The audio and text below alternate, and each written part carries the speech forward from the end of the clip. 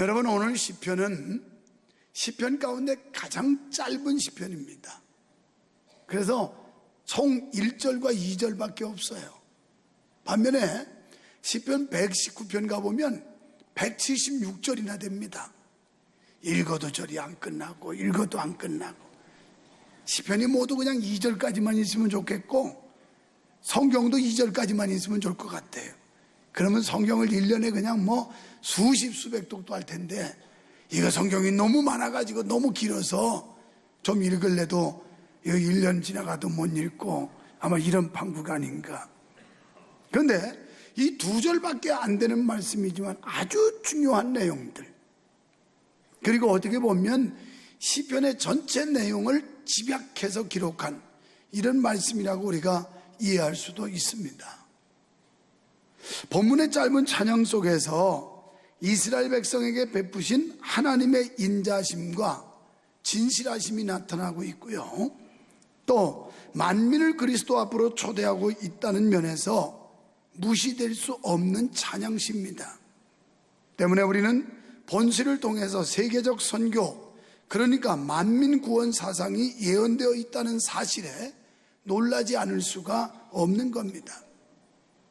그도 그럴 것이, 예수님 당시만 해도 이스라엘 백성들은 선민사상, 이 선민의식이 아주 강했던 사람들이에요. 그래서 이방 사람들이라든가 이방 민족에 대해서는 아주 하시하고 천대하고 인간 이하로 취급을 했던 이런 시대였습니다. 그런데 이미 시편 기자가 구약시대에 이런 말씀을 기록했다는 거, 모든 나라 모든 민족, 그러니까 이스라엘 민족, 이스라엘 나라만이 아니라 이스라엘 나라와 이스라엘 민족 밖에 있는 모든 나라와 모든 민족이 다 하나님을 찬양하라, 이렇게 외치고 있는 구원의 흐름, 이 구원의 역사를 볼 수가 있게 되는데요, 이건 획기적이 아닐 수가 없습니다. 더구나 그것이 그리스도로 말미암아 성취된 신약교회를 통하여 실현되었다는 점은 놀라운 일입니다. 이것은 신약교회 세계 선교 성취가 여호와 하나님의 계획 속에 이미 자리 잡고 있었고, 타락한 인류를 구원하기 위한 하나님의 계획은 쉼없이 진행되고 있었다는 사실을 본문에서 알 수가 있습니다. 특히 사도 바울은 본시를 인용해서 로마서 15장 11절에 보면, 또 모든 열방들아 주를 찬양하며 모든 백성들아 저를 찬송하라, 이렇게 말씀했어요. 모든 열방, 모든 백성, 주님을 찬양해야 될 의무가 있다는 겁니다. 로마서 15장 12절에 보면, 또 이사야가 가로되 이새의 뿌리 곧 열방을 다스리기 위하여 일어나시는 이가 있으리니 열방이 그에게 소망을 둔다. 이것은 이새의 후손으로 예수 그리스도가 이 땅에 오시는데, 예수님은 모든 열방의 소망이라는 겁니다. 믿습니까? 예수님은 인류의 소망인 줄로 믿습니다. 예수님은 이 국가의 소망인 줄로 믿습니다. 예수님은 모든 나라의 소망 되시는 분인 줄 믿습니다. 그래서 요한복음 3장 16절에 보면, 하나님이 세상을 이처럼 사랑하사, 뭐처럼? 이처럼 사랑했는데 독생자를 주셨으니 이는 저를 믿는 자마다 모두 멸망치 않고 영생을 얻게 하려 하십니다. 그러니까 남녀노소, 빈부 귀천, 그리고 민족, 이런 거 따질 거 없이 누구든지, 이방 민족이든지 이스라엘 민족이든지 누구든지 예수를 믿는 자마다 영생을 얻게 하려 하는 게 하나님의 뜻이라는 겁니다. 그렇습니다. 이방인들이 하나님을 찬양하기 위해서는 먼저 하나님의 선택을 받고 하나님을 믿는다는 신앙 고백이 전제돼야 됩니다. 그러니까 이방인은 우리가 하나님의 자녀가 되고 하나님의 백성이 돼서 하나님을 찬양할 수 있는 자격은 하나님께 선택을 받아야 되고, 그 다음에는 내가 그리스도를 영접하고 구주로 믿는다는 고백이 있을 때 비로소 하나님을 찬양할 수 있는 자격이 주어진다는 겁니다. 그러므로 만민이 하나님을 송축한다고 할 때 이는 이미 이방인들이 하나님을 구주로 신앙하고 있다는 의미를 담고 있는 겁니다. 바울 사도는 이 점을 강조적으로 선포했는데, 이사야 49장 6절에 보면 하나님께서는 이스라엘을 모델로 삼으사 이방인의 빛이 되게 하셨다 그랬습니다. 결국 이스라엘을 모델로 삼았을 뿐 궁극적으로는 모든 민족이 주님 앞에 나와 구원받는 것이 하나님의 뜻이었다는 겁니다. 이런 부름과 초대가 이미 구약 당시부터 면면하게 이어져 내려왔다는 것은 하나님의 놀라운 자비와 은총이 아닐 수가 없습니다. 이러한 신앙의 맥과 줄기가 이어져 오늘날 우리 성도들에게까지 주의 복음이 전파되었고 선포된 줄로 믿습니다. 그렇다면 오늘 우리가 여호와 하나님을 찬양해야 될 이유가 무엇일까요? 먼저 하나님의 인자하심 때문이라는 거예요. 모든 나라, 모든 민족, 모든 열방 여호와를 찬양하라고 하면서 찬양해야 될 이유는 하나님의 인자 때문이라는 겁니다. 시인은 우리에게 향하신 하나님의 인자하심이 크기 때문이라고 말씀합니다. 여기서 크다는 것은 가발이라고 하는 히브리어예요. 이 가발이라고 하는 단어는 점점 많아지고 풍성해지다 이런 뜻이에요. 그러니까 하나님의 은혜는 믿으면 믿을수록 점점 많아지고 풍성해지는 줄 믿습니다. 그런데 어찌된 일인지 우리의 믿음은 점점 많아져야 되는데, 더 풍성해져야 되는데 그렇지 못한 게 한이올시다. 어떤 사람은 갈수록 믿음이 떨어지는 사람도 있어요. 이상한 인간들이 있습니다. 우리가 하나님의 은혜는 줄어들지 않아요. 하나님이 우리에게 주시는 이 은혜는 점점 갈수록 풍성한데 왜 우리가 하나님을 향한 은혜는 줄어드는지, 이게 고민이 아닐 수 없고 목회하면서 딜레마예요. 저렇게 오래 믿은 사람이 왜 저럴까? 저렇게 오래 다닌 사람이 어째 저렇게 믿음이 없을까? 내가 문제일까? 네가 문제일까? 너와 나 둘 다 문제다. 하나님의 은혜는 가발, 그 인자는 더욱 풍성한 은혜를 우리에게 주신다는 거예요. 하나님의 자녀된 여러분과 나에게 하나님은 더 많은 은혜와 풍성한 은혜를 주시는 줄 믿습니다. 그러니까 성도를 향한 하나님의 인자와 사랑은 세월이 갈수록 식어지지 않고 오히려 더욱 크고 풍성하게 넘쳐난다는 말씀이에요. 실로 인간 사이의 사랑은 식기도 하고 변하기도 하고, 하지만 하나님의 사랑은 불변해요. 사람들이 가진 사랑은 100% 믿을 수가 없어요. 그대 없는 세상은 안고 없는 찐빵이고, 그대가 없는 세상은 고무줄 없는 팬티라고 막 그랬다가도 어느 날 싹 돌아서고 말이에요. 목사님 정말 은혜 받았습니다. 내가 지금까지 예수 믿었지만 목사님 같은 분 처음 봤습니다. 그러면 어느 날 없어져서 보면 등 돌려서, 이 인간의 사랑이야, 인간의 사랑. 그런데 하나님의 사랑은 변하지를 않아. 인간들은 수시로 모사를 뿌리고 요사를 뿌리고 변덕을 뿌리고 그냥 이러는데 하나님의 사랑은 불변하세요. 변하지를 않습니다. 영원합니다. 할렐루야. 오히려 갈수록 그 사랑의 정도가 더 풍성해진다는 거예요. 이 풍성한 은혜 받으시기를 축원합니다. 본시는 이스라엘 백성과 하나님과의 관계를 염두에 둔 겁니다. 고대 이스라엘 백성들은 이걸 자랑스럽게 여겼어요. 적어도 고대 이스라엘 백성들은 하나님과 이 관계, 하나님이 자기들의 조상이고 자기들의 아버지고 자기가 하나님의 자녀라고 하는 거, 이 택함받은 민족이라는 거, 이 프라이드가 대단했습니다. 자긍심이 대단했어요. 자부심 갖고 살았어요. 그런데 현대 크리스찬은 어떻게 해요? 다 감춥니다. 자기가 믿는 걸 드러내지를 않아요. 그 이유가 몇 가지가 있는데, 내가 크리스찬이라는 걸 직장이나 사회에서 드러내면 부담이 많은 거예요. 제약과 제한이 많습니다. 그래서 직장에서 회식할 때 이걸 못해요. 그런데다가 이걸 또 못해요. 이러니까 이런 것 때문에 예수 안 믿는 척하고 몰래 숨기는 거예요. 그러고서 할 짓 다 합니다. 이것도 하고 이것도 하고 난리예요. 그것뿐이 아닙니다. 적어도 자기가 크리스찬이라고 하면 기독교인다운 모습을 보여야 되기 때문에 솔선수범해야 되고 정직해야 되고 모든 면에서 희생과 헌신해야 되고, 그러니까 이런 게 부담스러운 거예요. 그러니까 깜쪽같이 숨기는 겁니다. 그런데 이스라엘 백성들은 자기들이 하나님의 자녀라고 하는, 하나님의 백성이라고 하는 이 자긍심이 대단했어요. 여러분도 하나님의 백성이요 크리스찬이 됐다는 자긍심과 자부심을 갖고 살기를 축원합니다. 여러분, 이게 굉장한 백인데 이걸 모르는 거예요. 하나님의 자녀, 하나님의 백성, 하나님께 사랑받고 구원받은 이 놀라운 은총에 대해서 우리는 기뻐하고 감사하며 하나님의 은혜에 우리가 어떻게 하면 보답할까 하는 고민이 있어야 돼요.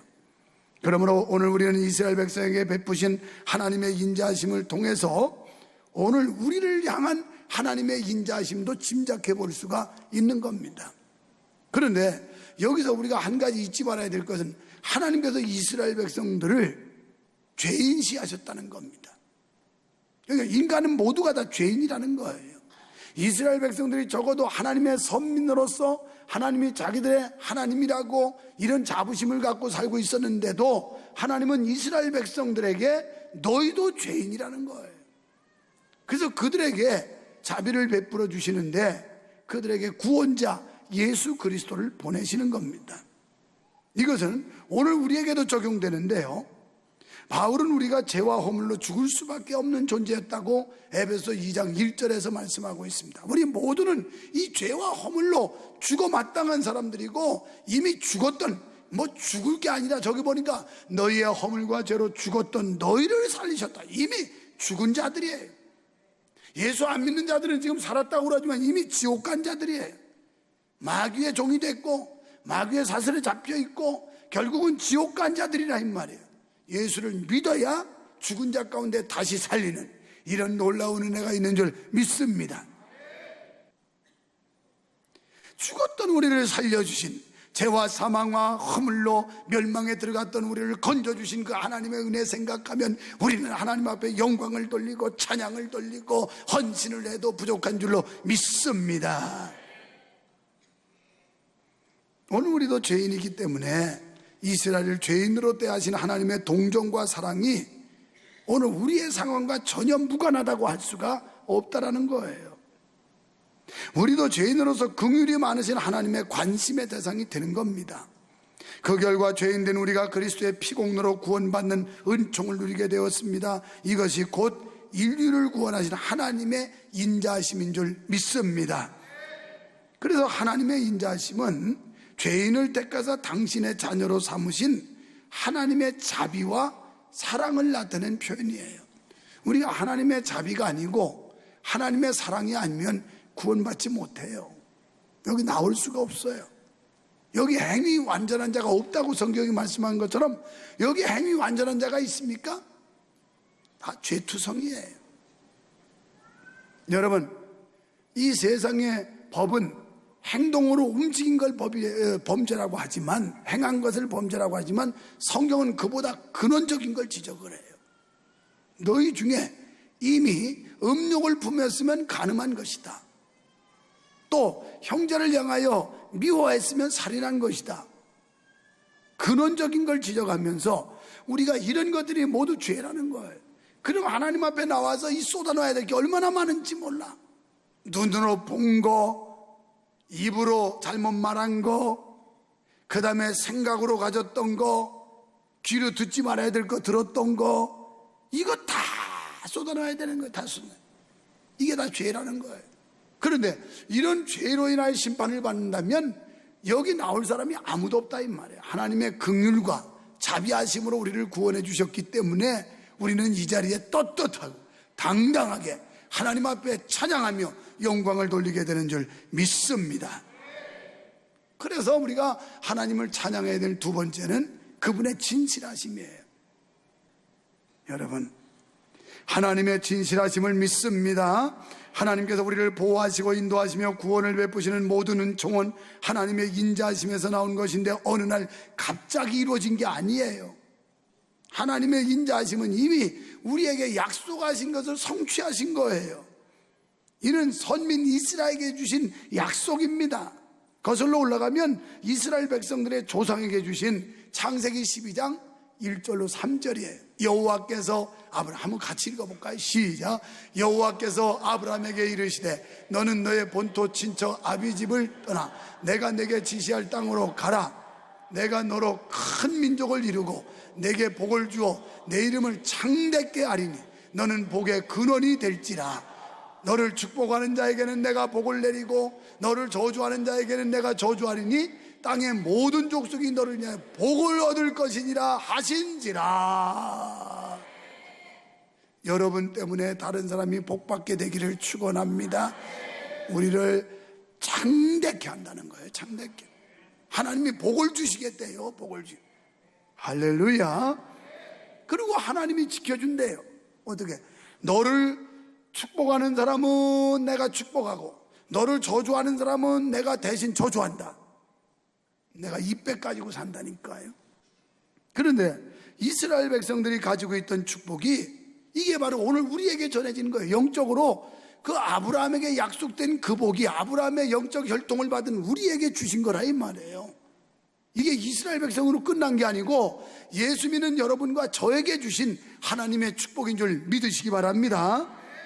우리가 바로 하나님을 믿을 수 있으면 하나님의 진실하심 때문이에요. 여러분, 지금까지 하나님께서는 한 번도 약속을 깨신 적이 없어요. 사람들이 약속을 깨지요. 사람들이 하나님을 거부하고 자꾸 하나님 사랑의 그 범주에서 벗어나고 자꾸 제멋대로 가는 거지, 하나님은 절대 우리와 약속하신 것을 변개치 않는 분이에요. 믿습니까? 여러분, 하나님은 신실하신 분이시기 때문에 영원히 그 약속을 변치 아니하시고 반드시 이루시는 분이심을 믿어주시면 아멘 합시다. 하나님의 약속한 건 반드시 이루어져요. 그렇습니다. 하나님은 진실하시기 때문이에요. 그래서 모든 나라 모든 민족아 다 하나님을 찬양해라. 그 이유는 여호와는 인자하시고 진실하시기 때문에 찬양해야 된다. 이렇게 말씀을 해요. 여러분, 우리가 구원받은 거 어쩌다 보니까 교회 다니게 됐고 뭐 친구 때문에 혹은 부모 때문에 아니에요. 에베소서 1장 4절에 보면 이미 곧 창세전에 그리스도 안에서 우리를 택하사 세상을 짓기 전에 여러분과 저를 하나님이 택했다는 거예요. 우리로 사랑 안에서 그 앞에 거룩하고 흠이 없게 하시려고 우리를 부르셨는데, 이 구원받은 게 어제 오늘 순간적으로 우연히 어떻게 하다 보니까 어벙벙하게 이게 된 게 아니라 하나님이 이미 여러분을 구원하시기로 택정하셨다는, 예정하셨어요. 예정. 그게 오늘 이 시대에 이 시점에 이루어진 것뿐이지 하나님은 이미 계획하셨다는 겁니다. 그러니 이게 우리가 보통 존재입니까? 대단한 존재예요. 위대한 존재예요. 그냥 헐렁헐렁 그런 인생이 아니라고요. 하나님께서 이미 우리를 구원하시기로 작정하셨어요. 그러더니 이렇게 구원하신 우리를 하나님께서는 영원토록 지켜주겠다 이렇게 말했어요. 마태복음 28장 20절에 보면 내가 세상 끝날까지, 우주의 종말이 올 때까지, 인생 끝날 때까지 항상 너희와 함께 하겠다. 할렐루야. 하나님이 우리 하나님 나라 갈 때까지 함께 한대요. 또 요한복음 6장 39절에 보면 나를 보내신 이의 뜻을 행하려 함이니라. 나를 보내신 이의 뜻은 내게 주신 자 중에 내가 하나도 잃어버리지 아니하고, 그러니까 하나님께 주신 예수 믿는 우리들 하나도 잃어버리지 않고, 마치 99마리의 우리 안에 있는 양을 놔두고 길 잃은 한 마리의 양을 찾아나는 목자처럼 하나도 잃어버리지 않고 끝까지 책임진다는 거예요. 근데 사람은 책임진다고 해도 이거 믿을 수 없어요. 사람은 그럴 자격도 없고요.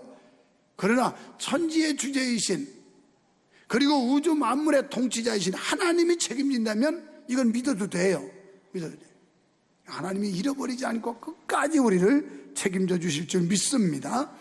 언제까지? 시편 121편 8절에 보니까 여호와께서 너의 출입을 들고 나는 걸 지금부터 영원까지 지켜주신대요. 안심하세요. 걱정하지 마세요. 하나님이 지켜준다는데요. 하나님은 인간의 의지나 행실에 관계없이 당신의 뜻과 계획을 수행하시는 분이에요. 그래서 인간이 이걸 거부할 때 뜻을 바꾸거나 계획을 변경시키는 게 아닙니다. 결국은 하나님의 뜻을 성취하도록 인간들에게 연단과 시련을 줘서 그걸 하도록 만들어요. 우리는 이 얘기를 요나서에서 한번 이해해 볼 수 있는데, 하나님께서 요나 보고 불러가지고 너 니누에 도성 가서 복음 전해라, 회개하라고 그래 그랬더니 요나는 니누에 사람들이 꼴 보기 싫었어요. 그래서 저 인간들은 구원받는 거 원치도 않아요. 그리고 워낙 못된 인간들이라서 예수 안 믿을 거예요. 그러고서 외면하고 다시스로 가려고 요파 가서 배 타고, 그러고 배를 타고 떠나요. 처음에는 순풍에 돛을 달았어요. 여러분, 하나님의 말씀에 불순종하고 거역하는데 이렇게 잘 되는데 왜 무슨 걱정을 해요? 왜 자꾸 목사님 우리를 겁줘요? 까불지 마세요. 요나도 처음에는 순풍에 돛을 달고 탁 가니까 그러면 그렇지, 내 판단이 옳았어, 내 생각이 바로 된 거야, 그거 니누에 도성 가나 마나요? 갔으면 나만 괜히 생명에 위협받을지도 모르. 그러면서 콧노래를 부르면서 가다가 에라 피곤한데 잠이나 자자, 배 밑창에서 자빠져 잤어요. 뭐 잘 때 다 자빠져 자지 뭐 엎드려 잡니까? 애들은 또 엎드려 자기도 합디다마는.